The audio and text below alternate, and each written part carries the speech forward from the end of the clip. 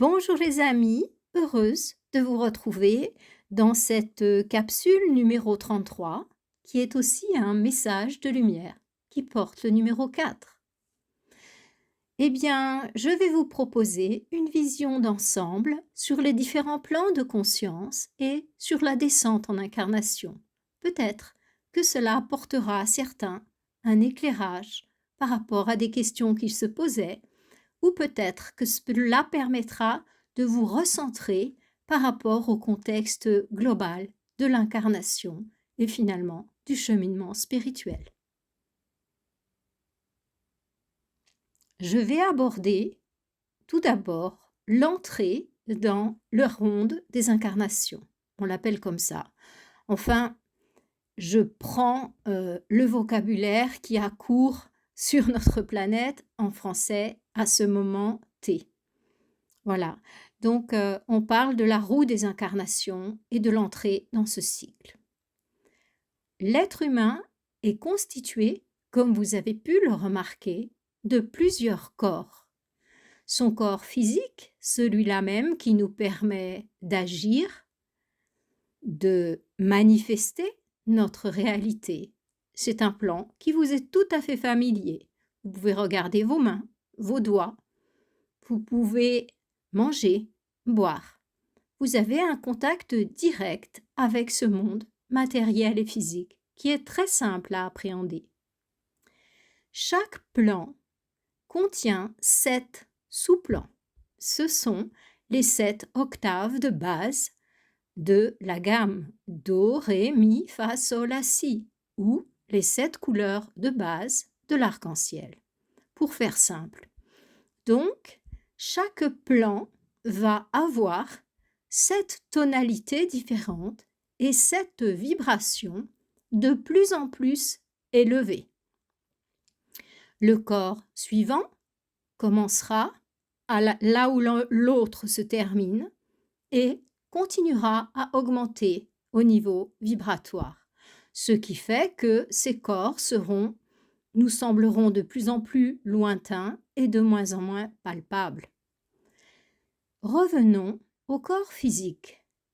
Le corps physique est à la fois ce corps dense que vous voyez, mais en même temps, dans les plans supérieurs, il est appelé corps énergétique, c'est-à-dire que la matière devient tellement subtile qu'on ne la voit pas à l'œil nu, sauf bien entendu les clairvoyants et les animaux. Clairvoyants humains. Les animaux, ma foi, ils le sont naturellement.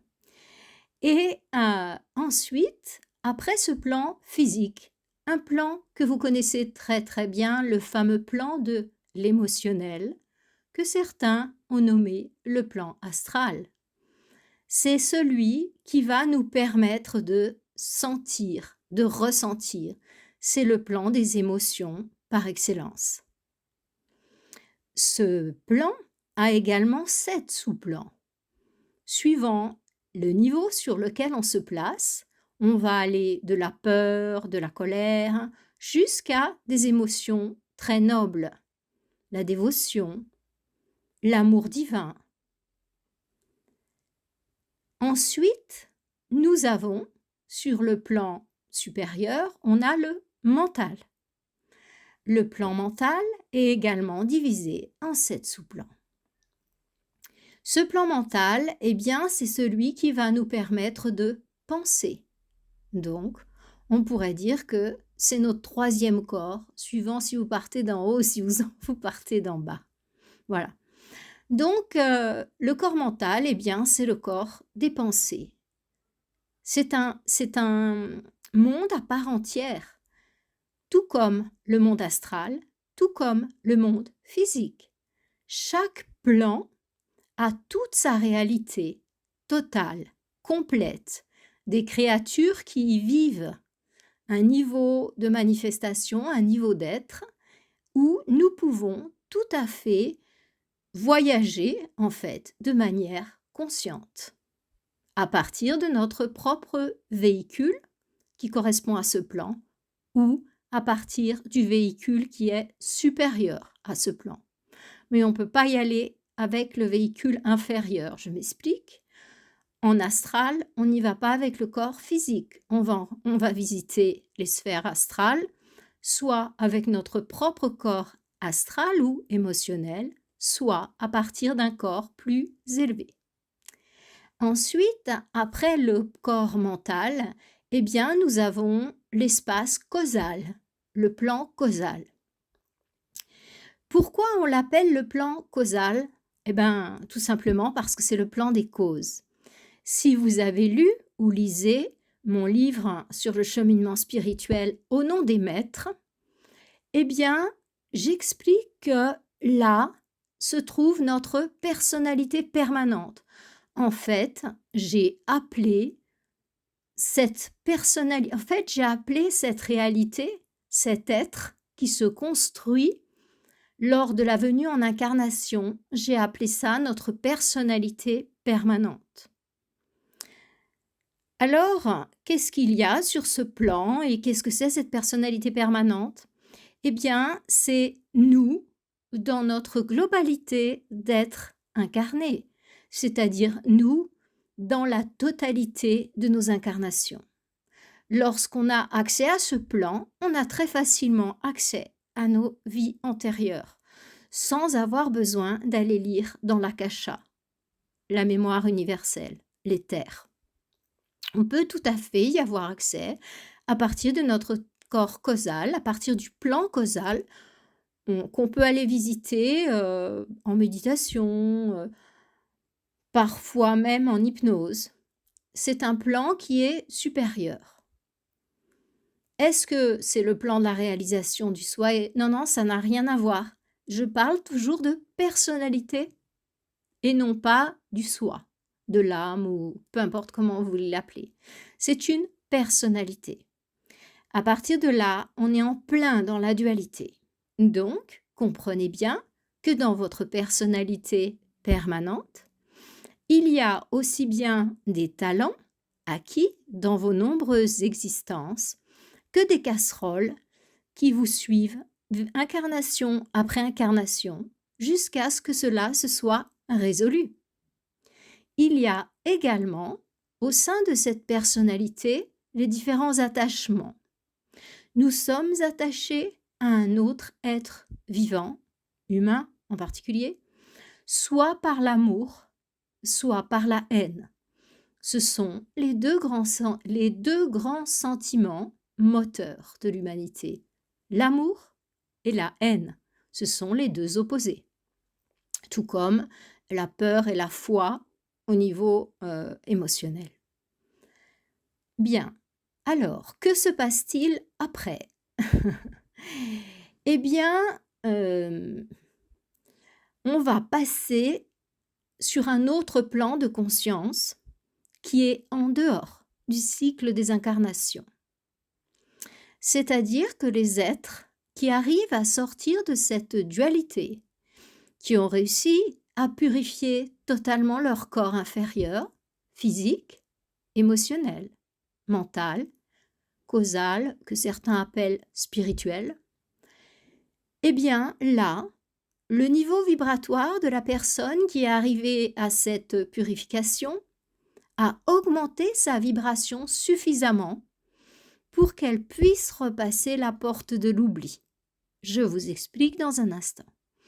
Eh bien, cette personne va se connecter au plan qui est au-dessus, qui est là avant l'incarnation. Ce plan, il est de coutume de l'appeler, dans notre société, le plan bouddhique. Je mets ces mots sans faire référence à aucune tradition. En fait, c'est parce que ce sont les mots dans notre société, dans notre monde, qui correspondent à cette réalité. Après, peut-être que d'autres les ont appelés différemment, j'en sais rien. Mais le plus classique dans notre monde occidental, c'est de donner le nom de corps bouddhique. Alors, je repars en sens inverse. Lors de la venue en incarnation, on se place sur le plan bouddhique.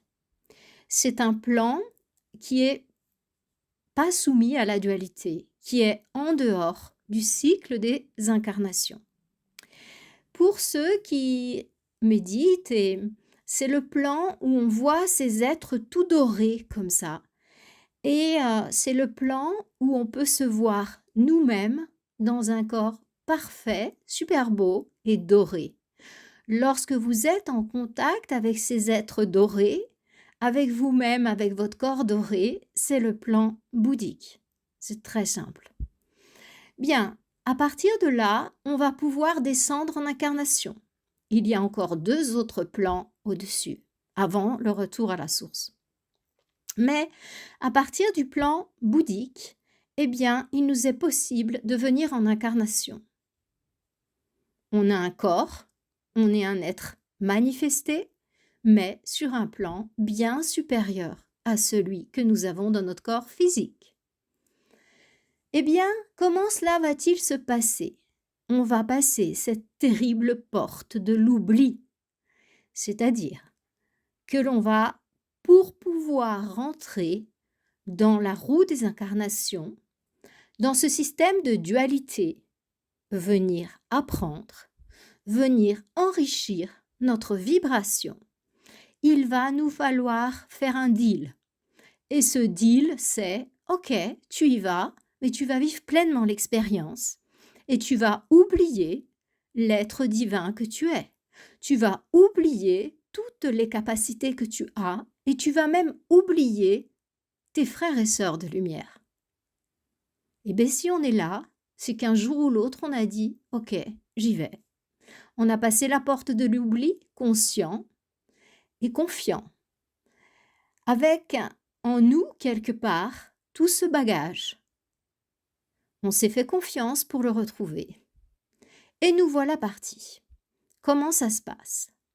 À partir de là, la porte se referme. On n'a plus du tout la mémoire de ce qu'on est. Alors, notre vibration va se densifier plan après plan, jusqu'à ce qu'on arrive à l'incarnation physique. On ne pourra ressortir du cycle des incarnations que lorsque notre vibration aura réussi à retrouver la vibration du plan bouddhique. Et c'est pas rien. Vraiment pas rien. Il nous faudra énormément d'incarnations pour pouvoir y arriver. Alors là, qu'est-ce qui va se passer? Eh bien, on va créer un corps causal. Il va nous être attribué un corps causal. Comment va nous être attribué ce corps causal? C'est important à comprendre. À partir de la matière causale disponible. Vous voulez construire une maison au Pérou? Ben vous allez être obligé, pour construire la maison au Pérou, d'utiliser les matériaux qui sont sur place. C'est la même chose avec la venue en incarnation. On utilise ce qu'il y a, ce qu'on peut avoir. Je dis ça parce que certains sont étonnés que des êtres venant de plans largement supérieurs aux nôtres aient dans leur personnalité certains travers ou certaines choses physiques qui sont étonnantes. Ils ne sont pas de cette beauté absolue qui est sur les plans supérieurs. C'est simplement parce que, qui que nous soyons, nous n'avons pas le choix. Nous devons prendre la matière qui est disponible à ce moment, dans ce temps T. Voilà, très important à comprendre. Donc, la descente en incarnation, création d'un corps causal qui contiendra la mémoire de toutes les incarnations. Donc, à partir de là, il y a un lien entre les différents corps jusqu'au corps causal. C'est pas comme cette porte blindée qui conduit au plan bouddhique. Donc, qu'est-ce qui va se passer là? Eh bien, nous voilà partis pour l'incarnation. Alors, on va revêtir un corps mental. Comment ça se passe? C'est comme si il y avait une petite goutte, puis qui descend, pic, pic, pic, de plan en plan. Pour moi qui ai grandi à la montagne, C'est un petit peu comme une petite boule qu'on fait et puis qui finit par une énorme boule et qu'on peut faire un père No un comment? Un bonhomme de neige. Donc en fait, au début, on part parfois avec un petit caillou, un peu de neige autour et puis on le roule et puis il devient tout gros. C'est exactement la même chose avec l'incarnation, en fait. C'est-à-dire que, il y a un petit caillou, il y a nous, en fait, notre essence qui part du plan causal et qui va descendre de plan en plan et qui va revêtir la matière environnante. C'est-à-dire sur le plan mental, eh bien, en fonction du lieu où on va s'incarner, de la famille et tout ça, on va prendre la matière mentale qui correspond à l'incarnation. Donc, bien sûr qu'elle aura une empreinte. Ensuite, on descend sur le plan émotionnel ou astral. Eh bien, la même chose. On va revêtir un corps astral qui sera empreint de ce qu'il y a dans la matière astrale du corps qu'on va recevoir. La race, la famille, comme ça. Et puis ensuite, on va continuer notre projection sur les plans éthériques et physiques. Et là, c'est la même chose. On va prendre la matière qui correspond à l'incarnation, la matière disponible.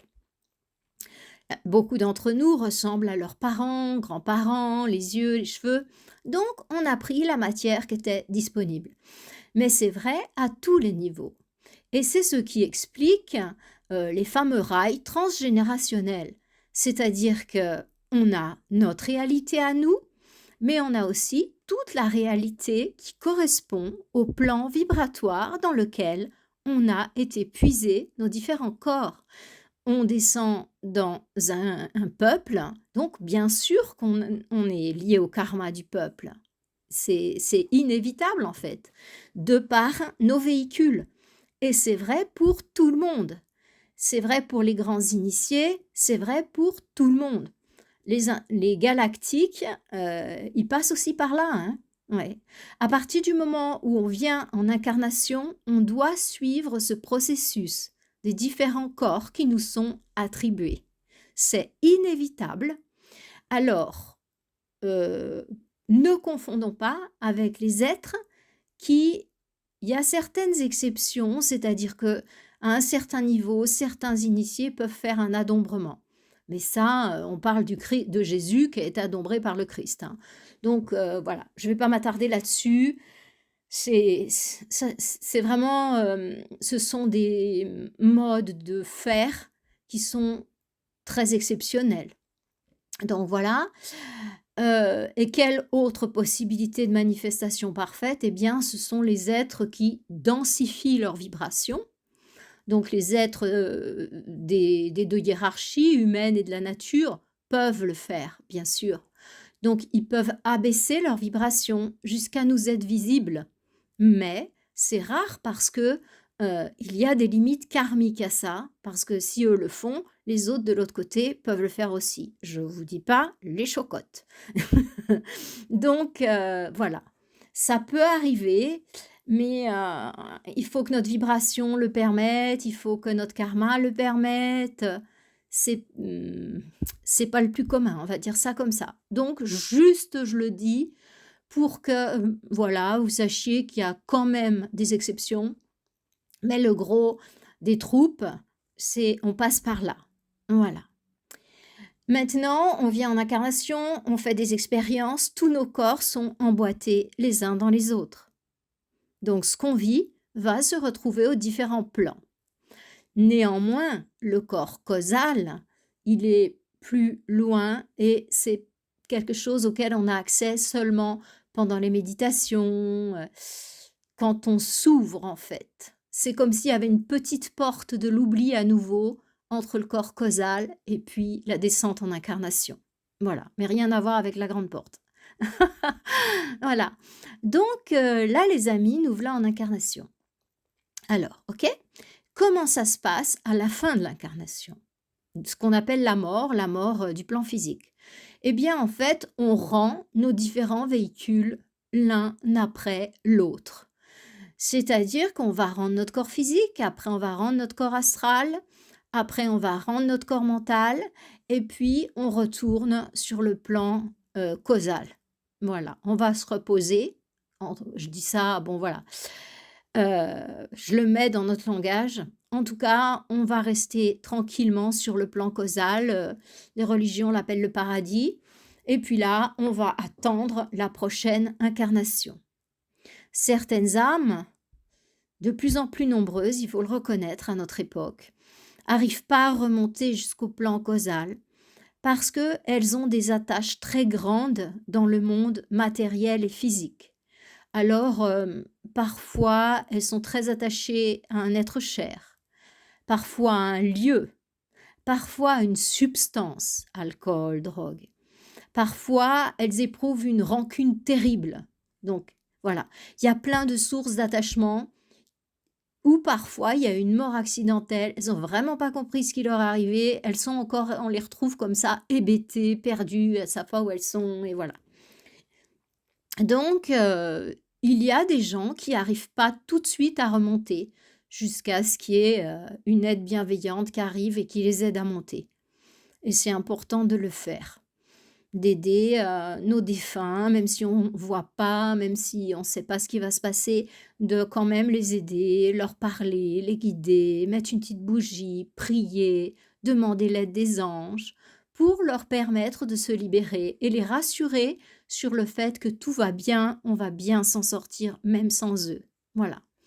Donc ça, c'est un très important à faire pour que l'âme puisse se libérer du monde physique.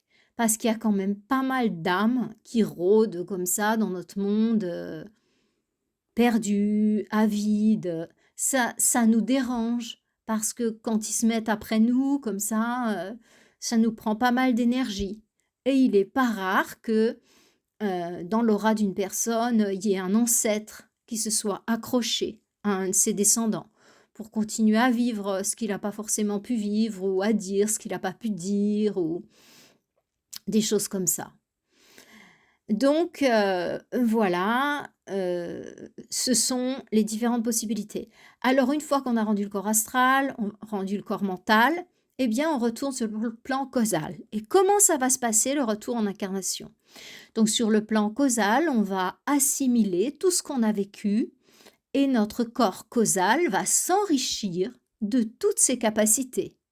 Et aussi, il va enregistrer ce qui n'a pas été acquis et qu'on n'a pas réussi. Donc, on n'a pas réussi à vaincre la colère, la jalousie, je ne sais pas. Et donc, lors de l'incarnation suivante, les corps ne sont pas dissous complètement. Il reste ce que j'ai appelé dans Au nom des maîtres un atome permanent sur chaque plan. C'est-à-dire que la personne, elle va redescendre du plan causal et elle va revenir sur le plan mental, elle va conserver dans l'atome permanent ce qu'elle a acquis dans ses vies passées, dans le sens positif et négatif. Donc son mental va être empreint de ce qu'elle a déjà eu, en plus en moins. Également sur le plan astral, en plus en moins. Également sur le plan physique. Voilà, il y a l'existence d'un atome permanent. Donc les capacités qu'elle a eues, positives, négatives, elles seront là. Après, que ce soit son destin, le chemin qu'elle a choisi pour cette incarnation ou pas, ils sont là. Donc elle y fera appel ou pas forcément. Donc, lorsqu'une personne se trouve sur le plan causal et se prépare à l'incarnation, en fait, elle va faire sa stratégie pour pouvoir profiter de ses qualités pour résoudre ses points faibles, les points sur lesquels elle doit travailler. Voilà, en gros, c'est ça. Elle va aussi programmer certaines rencontres, elle va venir aider des êtres qu'elle a aimés. Elle peut se faire tout un programme comme ça. À notre époque, oui, à notre époque, on a bien conscience de ça, de cette histoire de venir en incarnation pour faire telle et telle chose. Voilà. Donc là, sur le plan causal, elle assimile et elle redescend. Voilà. Ça, c'est la fameuse roue des incarnations. Alors, qu'est-ce qui va se passer? Hem, En fait, qu'est-ce que c'est l'évolution spirituelle? Eh bien, c'est cette âme qui est descendue au plus bas. Nous sommes le système le plus bas, où il y a une dualité, en fait. C'est-à-dire que plus bas que nous, on part dans le cycle d'involution. Nous sommes le dernier niveau dernier niveau vibratoire qui est encore dans l'évolution. Notre énergie, c'est une énergie d'évolution. Voilà. Et après, si on descend en dessous, c'est le cycle de l'involution et il est assez absorbant quand même. Donc c'est pas terrible d'y toucher. Voilà. Cette dualité, on la retrouve aussi sur les différents plans de conscience qui sont relatifs à chaque plan. Je m'explique. Il y a 7 sous-plans. Vous vous souvenez? Donc, bien entendu que sur les sous-plans inférieurs, ce sont les frères de l'ombre qui sont maîtres. Et sur les sous-plans supérieurs, c'est bien évidemment les frères de lumière qui sont dominants. Ce sont des énergies de lumière, des énergies d'ombre. À partir du moment où on élève sa vibration au-dessus du 4e plan, les forces de l'ombre n'y ont plus accès. Donc, déjà, quand on est sur le 4e plan vibratoire, ouais, ils font des incursions, mais on commence à être, nettement plus tranquille, hein. Si on descend sur le 1er plan, ce que certains vont appeler le bas astral, les plans, au niveau mental inférieur et tout ça, c'est bah, le bas astral, ce sont les personnes qui sont alcooliques, qui sont droguées, heu, qui ont des troubles du comportement, on est là avec la paranoïa, on est là, voilà. On est en contact avec des énergies et des entités très basses. Comme je viens de vous le dire, en fait, chaque plan a ses habitants. Donc, en fait, sur le plan astral, les habitants, du bas astral, ils sont pas fréquentables.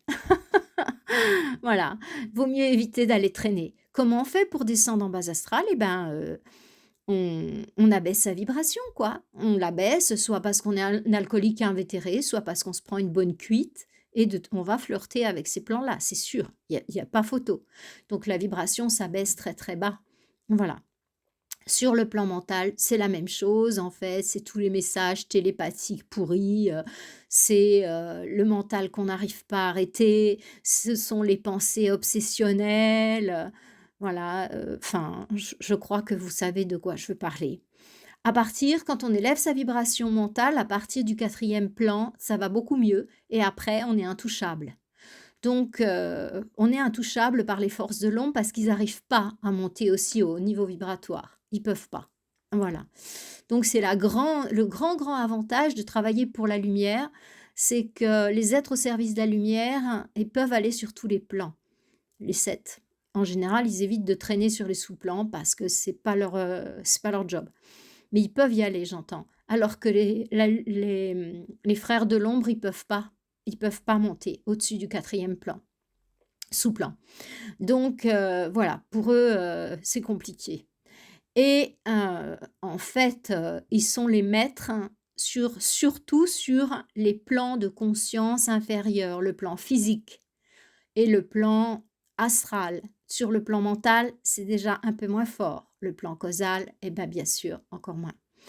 Donc voilà, à chaque fois, on va avoir affaire à la réalité, à la vibration qui correspond à notre état, à nous. Quand on mange des choses comme de la viande, qui est finalement, en fait, les animaux, ils mangent pas des cadavres, hein. Hem, L'humain, je crois que c'est un des seuls à manger les cadavres. Je ne sais pas qui mange les cadavres. Heu, Bah, les corbeaux, ouais, Ouais, mais j'ai pas l'impression qu'ils mangent des vieux cadavres, hein. En fait, quand on regarde tous les prédateurs dans la nature, lorsqu'une créature est morte, ils la mangent pas. Moi, j'ai jamais vu un chat, j'ai vécu beaucoup avec des animaux, j'ai jamais vu un chat manger une souris morte. Mais alors jamais, voyez? Donc je vois pas. Certainement, les charognards, ce sont les seuls, en fait, à manger des cadavres, hein. Vous imaginez, c'est lourd quand même au niveau vibratoire de manger un cadavre, hein. C'est super lourd. Donc c'est-à-dire que les prédateurs, bien sûr, les chats mangent les souris, par exemple. Voilà, je suis familière avec eux, donc mais ils l'attrapent, voilà, ils s'amusent un peu avec, enfin ils s'amusent, voilà, façon de parler et ben, en fait, ils mangeront jamais moi j'ai jamais vu un chat manger une souris morte. Jamais dans la nature. Ils la mangent vivante. Et puis nous, quand on les élève depuis petits, on arrive à leur refiler des boîtes à chats qui sont, des cadavres, mais voilà, c'est goûteux, c'est appétant en fait, je sais pas. Mais voyez un petit peu comme, le fait de manger une viande morte comme ça, un cadavre, ça abaisse la vibration, mais c'est colossal, quoi. Voilà. Donc, les choses comme les drogues, bah, c'est évident, c'est colossal comme ça plombe la vibration. Voilà. Après, chacun fait son choix. Moi, j'ai pas de problème avec ça. Donc, si une personne se plaît sur les plans de conscience inférieurs, ben, ma foi, c'est son problème, c'est pas le mien. Donc, voilà. Moi, je préfère être dans une vibration douce, bienveillante, lumineuse, où je rencontre des êtres bienveillants. Je préfère ça. Voilà. Après, chacun fait son choix, ma foi, il y a pas de problème avec ça. Voilà. Donc, la réalité des différents plans, c'est celle-ci. À partir du moment où on s'engage sur le chemin spirituel, ça veut dire qu'il y a quelque chose en nous qui s'est réveillé dans notre cœur et qui nous donne très envie de redevenir ce qu'on est. On ne sait pas ce qu'on est, mais on a une petite intuition qui commence à nous titiller, qui est de plus en plus importante. Quand on ressent de l'amour, ça nous remplit de plus en plus et on a envie de lever le voile en fait. On a envie d'aller plus loin, de découvrir ces plans de conscience parce qu'on, quelque part, on se rend compte qu'on n'est pas que cette créature qui meurt, qui vit, qui mange, qui travaille, qui dort. Ça s'arrête pas là. C'est ça une personne spirituelle. C'est une personne qui a compris qu'elle n'est pas juste ce corps physique qui mange, qui boit, qui dort, qui fait l'amour, qui bosse, et puis terminé, elle repart. Et finalement, voilà, on l'enterre. Ciao tutti. C'est une personne qui a compris qu'il y a une grande intelligence derrière tout ça, qui a envie de la découvrir. Rien que cet état de conscience va faire que ces corps, tous, vont s'alléger. Ça va faire monter son niveau vibratoire global, parce que cet appel, il vient du plan causal, qui va pouvoir imprégner les autres corps. Il y a une interdépendance entre les corps, vous l'avez compris. Quand on plombe le corps physique, au niveau émotionnel, au niveau mental, on est affecté. Regardez, après un repas copieux, vous n'arrivez plus à penser. Vous êtes raplapla. Et puis au niveau émotionnel, c'est aussi là un petit peu la catastrophe. Donc les corps, bien sûr qu'ils s'interpénètrent. Donc l'évolution spirituelle, eh bien, ça va être un appel au retour à la maison. La maison, certains peuvent dire la source, mais c'est loin, on est loin de la source, vous savez. Donc, dans un premier temps, pour les êtres qui arrivent à un haut niveau de conscience, ils arrivent en méditation, dans des états contemplatifs.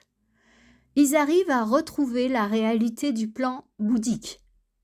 À partir de là, ça devient beaucoup plus facile. Parce que c'est soi-même version lumière.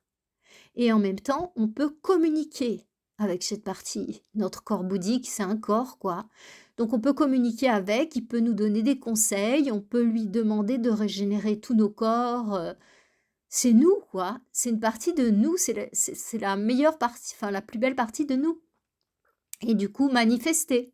Parce que sur le plan d'avant, le plan de la conscience en fait, heu, eh bien, sur le plan de la conscience, heu, on est conscience, quoi. Donc là, on a revêtu on est sur le plan supérieur, le plan de la conscience, hem, on est manifesté, mais en conscience. Ouais. Et là, on a un corps. Donc c'est beaucoup plus facile d'accès. Voilà.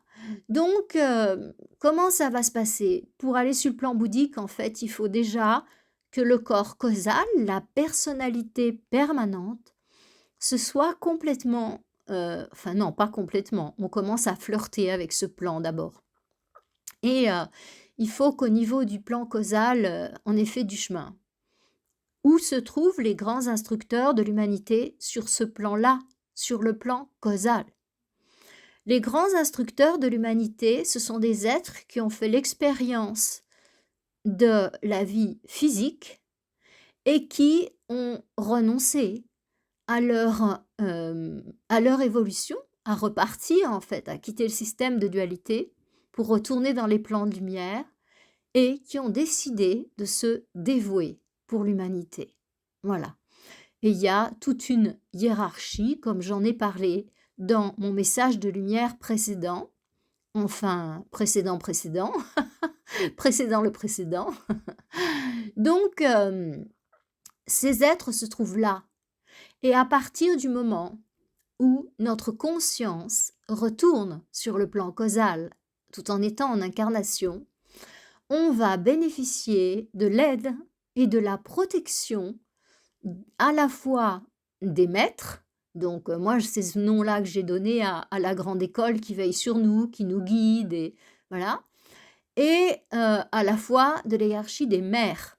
Donc c'est cette, fraternité extrêmement bienveillante qui veille sur nos corps, sur notre intégrité, en fait. Donc une hiérarchie humaine veille sur notre évolution, qu'on ne se perde pas et elle va aider, elle va tendre une main à ceux qui veulent remonter, qu'on en soit conscient ou pas, ça a aucune importance, ils sont là. Et les mères, en fait, ce que j'ai appelé la hiérarchie des mères, eh bien elles, pardon, elles vont veiller sur notre intégrité, nos corps physiques, la guérison, tout ça. La grâce, la grâce. C'est très précieux, le contact avec la hiérarchie des mères. Donc voilà. Et donc à partir du moment où notre conscience est éveillée au plan causal, c'est-à-dire que notre corps causal est bien, voilà, il est bien, comment on pourrait dire? Bien fait, enfin, voilà. Et bien là, on va pouvoir, contacter les frères aînés de l'humanité, on va pouvoir, contacter, les mères, on va, pour certains d'entre nous, pouvoir être en contact avec la hiérarchie de la nature. Voilà, et ses habitants sur un plan bien supérieur, voilà. Et puis, on pourra aussi, pour certains d'entre nous, être en contact avec des êtres galactiques à partir de ce niveau-là. Donc, c'est un niveau déjà bien élevé, le plan causal. C'est un niveau qui est déjà vraiment, c'est le plus haut niveau que l'on puisse atteindre quand on est encore dans le cycle de l'incarnation. Voilà. Et les autres, le plan bouddhique, le plan nirvanique, le plan atmique, eh bien, bouddhique, atmique, nirvanique, pardon. Et ce sont des plans avec lesquels on va flirter. On va simplement flirter. Donc, lorsqu'on voit ces êtres de lumière, tout lumineux, on est sur le plan bouddhique, euh, bouddhique, atmique, nirvanique. Bouddhique, nirvanique, atmique. Ça, j'ai un doute. Enfin bref, j'ai pas du tout un doute sur la réalité de ces plans. C'est juste les noms qu'on a mis dessus. Et je veux dire supérieur. Donc, le plan supérieur au plan bouddhique, eh bien, c'est le plan de la conscience. Alors là, c'est vraiment le Soham, je suis cela. C'est-à-dire que quand on se voit dans un corps de lumière, on est individualisé, n'est-ce pas? Voilà. Donc, quand on est sur le plan de la conscience, eh bien, c'est le plan où on réalise qu'on n'est pas cet être incarné, qu'on n'est pas tout ça, qu'on est l'œil qui regarde tout ça. C'est-à-dire que on dissocie notre conscience du monde manifesté et on devient l'œil qui regarde. Par exemple, lorsque vous vous asseyez pour méditer et que le mental, il n'arrête pas de vous en faire dans tous les sens, puis vous dites mais ça va pas s'arrêter. Enfin, vous voyez bien qu'il y a un œil extérieur qui regarde le mental.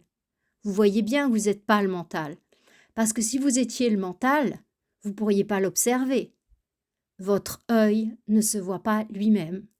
Donc la conscience, donc le plan supérieur au plan bouddhique, c'est exactement la même chose. C'est le plan de la conscience, c'est l'œil. Mais lorsqu'on parle d'œil, on parle de différencier. Donc, quand on atteint ce niveau-là, eh bien, c'est un état de samadhi. Mais c'est pas le Maha Samadhi, comme l'appellent les Védas. Donc, le grand Samadhi, le Maha Samadhi, c'est vraiment la dissolution totale. C'est-à-dire que tant qu'on est encore l'œil qui regarde, on est quelque chose. On est quelque chose. Et le Maha Samadhi, c'est quand, en fait, on n'est plus l'œil, on n'est plus rien, et en même temps, on est tout. On a tout lâché et on a cette conscience d'être tout à la fois. Souvent, enfin souvent, je ne sais pas pour les autres, mais c'est associé à un son comme ça, un peu comme un souffle.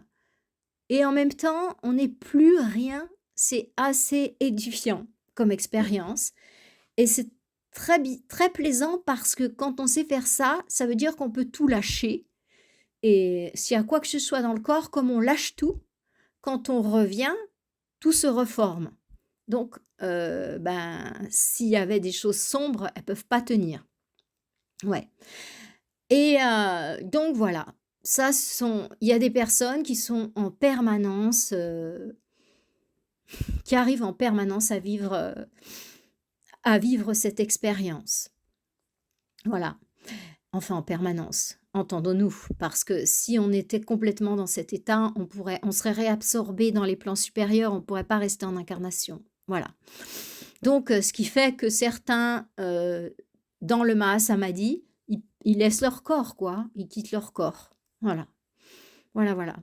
Voilà, les amis, je vous ai fait un petit aperçu de ces allées-venues en incarnation, de où se trouvent les hiérarchies célestes, et puis qu'est-ce qu'on peut faire. Donc la télépathie, bien sûr, c'est on est en contact avec les instructeurs ou avec des galactiques, et du coup, bien sûr, c'est notre plan causal, notre corps causal qui travaille, et il travaille plus ou moins bien suivant les personnes. Parce que même dans le plan causal, il y a moyen de se faire parasiter puisque ça repasse pour venir jusqu'à notre conscience. C'est obligé de passer par le filtre du mental. Donc tout télépathe traverse son propre filtre mental et retransmet dans la langue qui est la sienne, dans son vocabulaire, j'entends, dans son imagerie, il retransmet. Plus un être est avancé spirituellement, plus il a purifié ses véhicules par un grand nombre de renoncements, parce qu'il est venu pour servir, il est plus attaché à tous ses plaisirs de la chair, son plaisir d'être, tout simplement, de ressentir l'amour divin, de ressentir cette fusion est beaucoup plus important que tous ces plaisirs charnels qui lui semblent finalement assez dérisoires. Voilà. Certains restent attirants longtemps, suivant le niveau où on se place, mais Voilà, plus une personne aura renoncé à, ce qui nous fait nous descendre sur les plans inférieurs et plus tout ce qu'elle va manifester sera dans une vibration élevée. Voilà, voilà. Bien, faites là où vous êtes, hein. Moi, je demande à je dis pas à personne de devenir un grand ascète, et puis, devenir, végane, sans sucre, sans céréales, de manger un maximum cru, surtout pas d'alcool, pas de café, pas d'excitants, attention à la sexualité, non, je dis pas ça. Chacun en est là où il en est. Donc et tout est parfait. On est attiré exactement par ce qui nous correspond. Donc voilà, tout est parfait. Il y a pas de souci à se faire. Lorsque vous serez mûr pour passer à l'étape suivante, arrêter le café, arrêter de fumer, arrêter la viande, je sais pas, ça se fera tout à fait naturellement. Il y a jamais besoin de se tendre. Tout est juste. Et lorsque le moment est venu de renoncer à un attachement, et des attachements, comme celui au café ou au chocolat, qui sont tout à fait, qui paraissent tout à fait légitimes dans nos sociétés. Je vous le dis, pour être naturopathe et accompagner des gens dans les renoncements alimentaires, aussi bien en hypnose qu'autre chose, bah, dis donc, ils ont la peau dure, ils ont la peau dure. C'est presque comme, l'attachement au café pour certains, c'est comme l'attachement à la cigarette. Idem pour, l'attachement au chocolat. Pour certains, l'attachement, au sexe est extrêmement fort. Donc, je veux pas, enfin, un certain type de sexualité, entendons-nous, hein. Voilà, je parle pas, de la relation sexuelle, dans un couple, dans l'amour, dans le respect, dans la bienveillance. Non, je parle pas de ça, hein. Je parle de l'autre sexualité, vous voyez? Celle qui est bien base astrale et les adultes savent bien de quoi je parle. Voilà les amis, un petit tour d'horizon qui, je l'espère, aura apporté un petit peu d'eau à votre moulin. Et cela nous permet de relativiser notre venue en incarnation, notre départ de l'incarnation, le nôtre, celui des autres. Et puis peut-être de les accompagner lors de ce passage, d'accueillir les nouveaux-nés sur notre plan et de voir cette roue comme ça qui tourne avec bienveillance, sans attachement, avec l'esprit libre, en ayant la certitude totale que tout est toujours parfait et qu'il ne faut pas se flageller, il faut s'aimer. C'est là, en fait, la voie de l'évolution, c'est la voie de l'amour. La pire chose que l'on puisse faire, c'est de ne pas s'aimer. Donc, il est capital de s'aimer soi-même. Et à partir de là, notre vibration monte et naturellement, on monte au niveau des plans de conscience. Et il y a des choses qui nous attirent absolument plus. Et ça, c'est simple, c'est facile et ça se passe bien. Voilà les amis, je vous souhaite une excellente fin de journée et je vous dis à bientôt dans notre prochain message de lumière numéro 5.